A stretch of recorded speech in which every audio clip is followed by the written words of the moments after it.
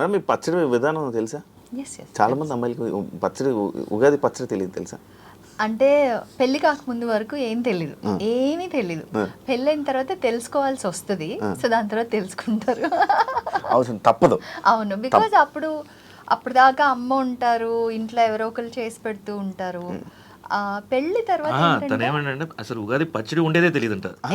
అమ్మాయిలకి చాలా మందికి అసలు అమ్మాయిలకి చేయడం తెలీదా, ఉండేది తెలీదా? కొంతమంది తెలుసు అన్న, కొంతమందికి అయితే అసలు ఉగాది పచ్చడి ఎలా ఉంటది, ఎలా చేయాలి, ఉప్పు కారం పసుపు ఇలాంటివన్నీ వేయాలా, ఇలాంటి డౌట్లన్నీ ఉంటాయి. నేను ఎగ్జాంపుల్ చూసా రీసెంట్ గా. లేదండి, టు బీ ఫ్రాంక్ నాకు కూడా పెళ్ళయ్యేంత వరకు నాకు తెలీదు. నేను ఫస్ట్ ఇయర్ ఉగాది పెళ్ళి తర్వాత ఫస్ట్ ఇయర్ చేసేటప్పుడు అప్పుడు అమ్మకి ఫోన్ చేసి ఉగాది పచ్చడి ఎలా చేయాలని కనుక్కొని చేశాను.